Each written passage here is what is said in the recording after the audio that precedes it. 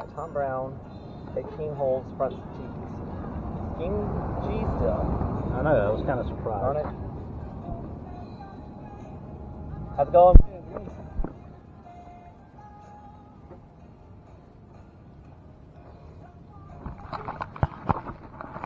Alright, man. Let's play.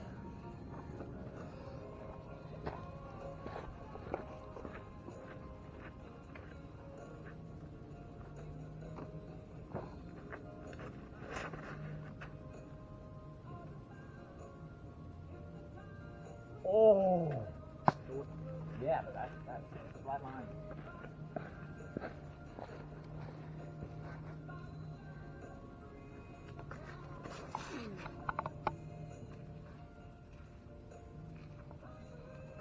Oh, hit the bottom of the basket. Oh, really? Yep, hit, and skipped up to hit the bottom of it. I do it all the time. In my dreams, when I wake up, and I never do that.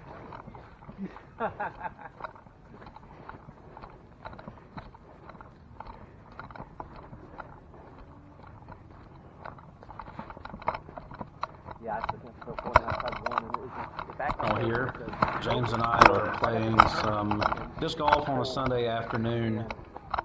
That's the first part. Just trying to play a friendly round. I just gotta throw back Where's that at? Valdosta.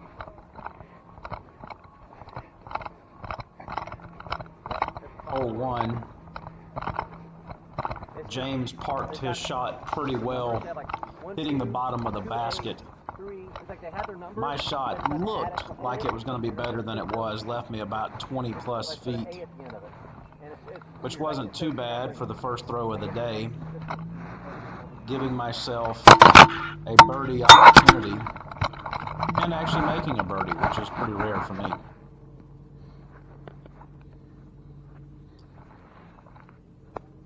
So here's my putt.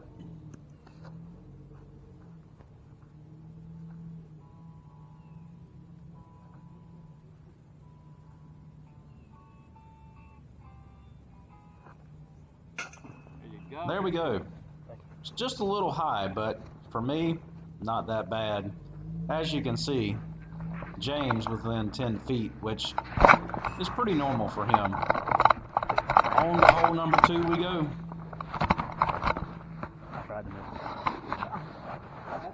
Going to have to do a little talking during this video because for some reason Google does not like that there's music playing in the background, and every time it picks up the music and I make it onto the video to try to upload it, Google blocks it.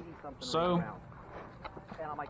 got to get used to uploading the video without having any kind of music playing in the background, or the YouTube Nazis will cut it out. And you had some people who got in his head or something, or maybe he's trying to so hard to win. That he was just, that he wouldn't play smart golf. That's my thinking, is he was going for stuff, and then he was... So on to hole number 2 here as we walk over. From playing tournament golf. Hole number 2's probably been one of my most difficult holes that I play here at Tom mentality. Brown. You've played tournaments. For some people reason, can play tournaments. Some people can't. I just can't do good on this hole. I always seem to get a 4. You played a great first round, but then you get to that second one. When we come up here on this shot, you know, it gets into your head and you start pressing. My first throw ends up way left, right in the woods. I shot this on the first and I laid up, and I think I got a. I'll be able to shoot this in a second. That's how we think. So as you can hear in the background, there is some music, so I'm going to have to talk so Google doesn't pick up that there's music in the background, and then they will cut out this video when I put it online. Really kind of crazy. Seems like that music companies would be happy that people are playing their music, even though I'm not getting any kind of revenue off of these videos. These videos are just being put up for my practice purposes, so I can go back and look at my form and see how bad it actually is. Although I'm getting a little better. Not too bad, seeing how I've only been playing since the 1st of March. Throws are getting a little better. If I can just work on being more upright and making my X step a little better. As you can see from that throw, it's pretty good from James. James just about parked that one, probably within, I think it was 15, 20 feet, so I guess you could consider that's parked. It went back to the left. Hoping to work on some of these angles. Been carrying my camera on my bag here, and as you can see, it's not the best, and it picks up a lot of noise. So went out, purchased a monopod, which the camera will be able to sit on. I'll be able to use as a walking pole, and when I get where I'm going, I'll be able to set up the camera and get a little bit better view of what's happening around us, and maybe that'll help and won't get all the noise from walking. And that disc kind of surprised how loud it is that it actually picks up as much. Flipped up and then.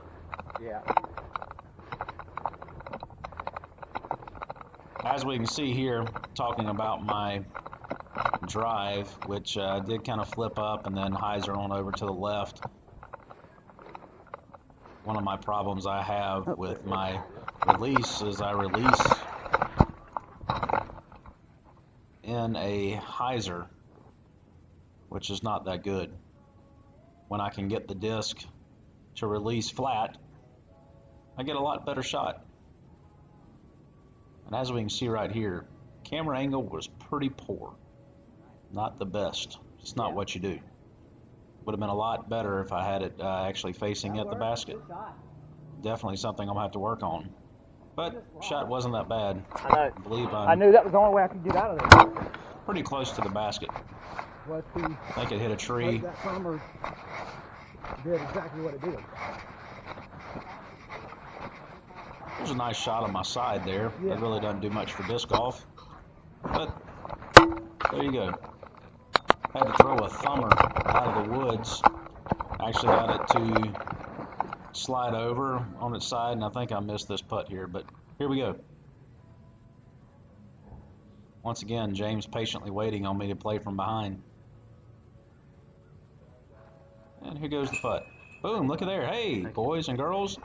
Daddy actually got a par on this hole. Doesn't happen often. There's James throwing again on hole 3. This is a tight basket, sits back up in the woods with only about a 8 to 10 foot opening straight in front of the tee pad. Here comes my terrible tee shot. Was just about awful.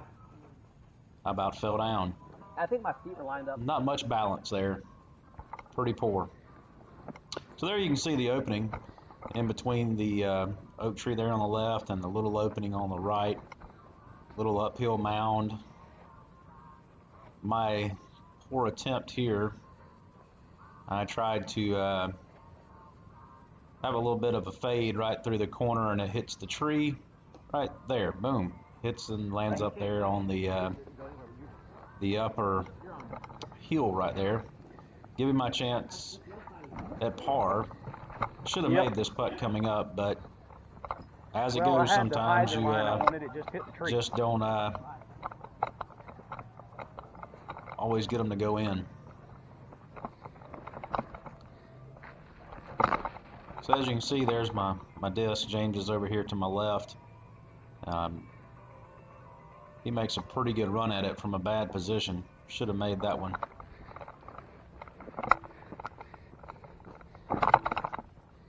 So I had a pretty simple putt here. Should have made a par and continued my 1 under round, but I threw it past the basket. Nope. Once again, not releasing on that flat release. I should have had it more working like I've got a board underneath it, throwing it flat, but I keep leaving it angled, which causes my disc to go past the basket.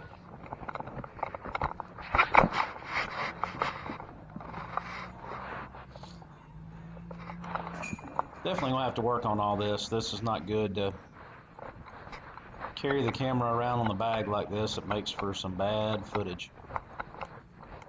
But one can only learn, as this is my first ever shot at doing YouTube videos. So now y'all get to see me walk, carrying my putter and my bag. Makes for some bad angles. Make you kind of dizzy if you're watching it.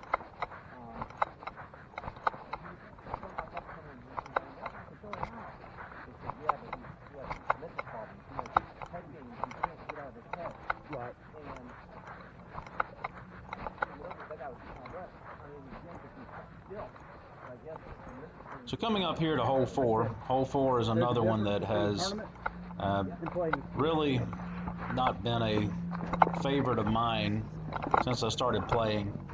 It's extremely tight gap right here off the tee box, and for some reason I just can't make that 5-foot gap, and I always seem to throw to the right, and as you'll see, it goes way to the right. James, on the other hand, he's going to throw it right down the middle as usual. Just wish I could learn his walk up here that he does, keeping his shoulders forward. Just not there yet. Good throw, James. So here we go. Here's what you shouldn't do when you're playing hole number 4. You should not throw it dead right. There we go, off the tree. And I'm in jail. That one was terrible. Thank goodness we didn't get to see it. I ended up with a double bogey there. Really hurt the round. It went downhill from there. Here's hole 5, pin straight away. And I usually don't do too good here on this hole for some reason. When this pin in this location, there's a large oak tree. You can see right there on the right-hand side, you'll see a street light right there. Just past that, there is a oak tree limb that hangs over, and for some reason, my drives always seem to end up there. This one I actually didn't do too bad. I got a good turn on it, flattened out, just was a little too far to the left. Ended up making par there, so I'm still 1 over. And here comes my other nemesis, hole 6. For some reason, I didn't have the camera angled well. I'm gonna just about make the Mando. I clicked the tree behind the Mando and land halfway down the fairway. James hit the Mando. The tree just passed it. He made it.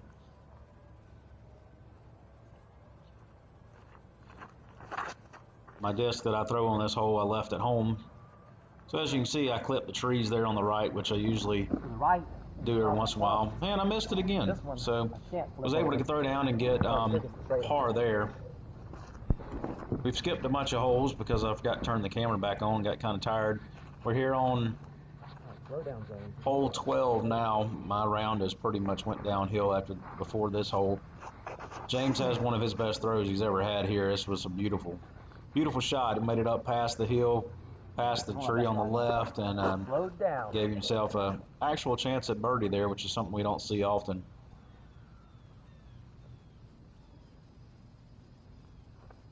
Here my shot just doesn't make it all the way up as far as it needed to go. It clipped the tree, and if the basket was in the other position, I'm parked right by the basket to make par, but wasn't there. So here we go on the next hole, which is hole 13, straight away. James is going to let loose of a pretty good drive here. He was within, I think, about 10 feet right there by the basket. I watched the guy get a double tree kick ace on it hit the left tree and bounced in the basket. Really? My drive here just wasn't the best on this hole. Going to be to the left of the large oak tree.